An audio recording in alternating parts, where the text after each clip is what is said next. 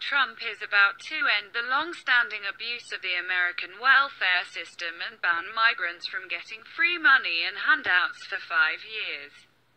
The immigration rules will prohibit migrants from coming to the country and taking advantage of free American welfare money right away.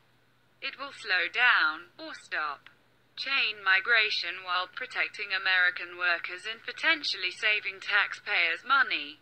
What used to happen is that people would migrate to America and just live on the free money they received. That's called welfare abuse. America is open to migrants, but perhaps we don't want migrants who can't fend for themselves. Maybe it's better if people who are self-sufficient migrate to the country so that we can reduce the amount of citizens living off the system. President Trump wants to introduce a merit-based green card system in which migrants compete for visas. Migrants can earn points for themselves by learning to speak English, gaining job training or job offers, or doing something else that is considered a benefit to the America.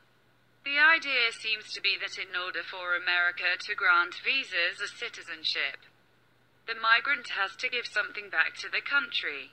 It's as though the government wants to stop people coming to America and living off the system and would prefer people coming to the country to be contributors. Do something for America and America will do something for you. Migrants to those countries must compete for a limited number of visas by gaining points for English proficiency, competitive training, a job offer, or another major achievement that benefits the host country. The concept, which is modeled after similar programs from Australia and Canada, is taking harsh criticism from activists. It's like they want an open border policy where everyone gets free welfare money, but that would just be the downfall of America. If we observe what's happening in Germany, with Merkel's "come on in" policy, then we see a mass increase in horrible crimes like gang rape. Do we want mass amounts of migrant gang rape in America?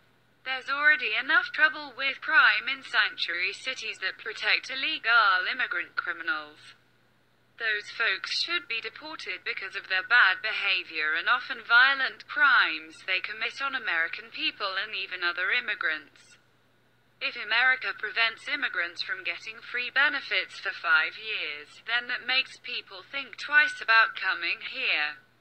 If a family who thinks about crossing the border to start a new life knows that they cannot live for free, then they may not come at all. If they have possible jobs lined up and will be almost instantly integrating successfully with society, then that's a great match. America is the land of the free, but not the land of the free money. Migrants who enter the United States cannot receive welfare during their first 5 years in the country, President Trump revealed from his upcoming immigration overhaul.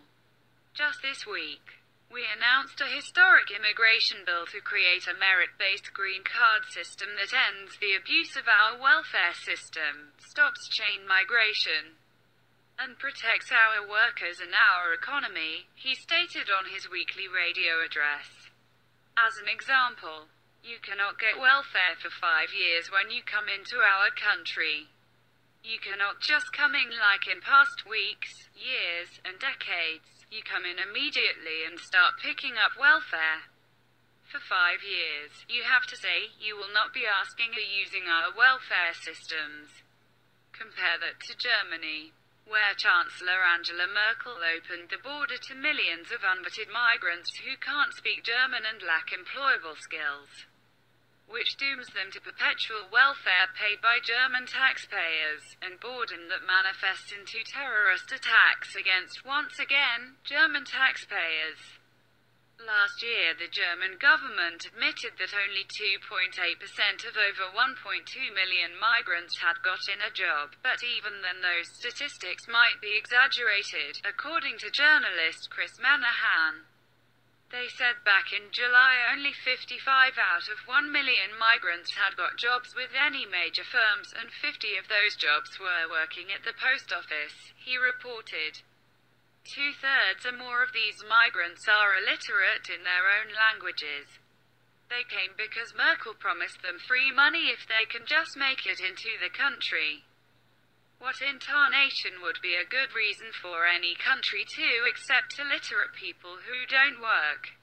There is literally no benefit to the host country to admit people like that.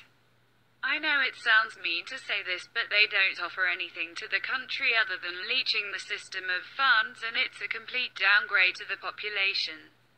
If you let too many low illiterate people into the country, then they have kids who could be illiterate, then over time, it would only decrease the overall intelligence of the country, and civilization in America would suffer. We need hardworking and intelligent people who bring promise and productivity to further the advancement of Americans and mankind. That sounds like quite a stretch, but think of the impact of accepting 1 million people who mostly can't read or don't work. Now the government has to pay for them. Let's say 1 million immigrants each get $30,000 worth of welfare benefits per year. That's $30 billion of free welfare money sucked out of the American budget for people who put nothing back into our society, culture, or anything at all. That is literally a $0 return on investment. Not that people are a business, but that's really bad business. And as you can see, Germany has turned into a cesspool from all the migrants flooding the gates and ruining their nation. Prepare for a massive backlash from liberals, Democrats, and activists. There's sure to be protests regarding Trump's potential immigration policy.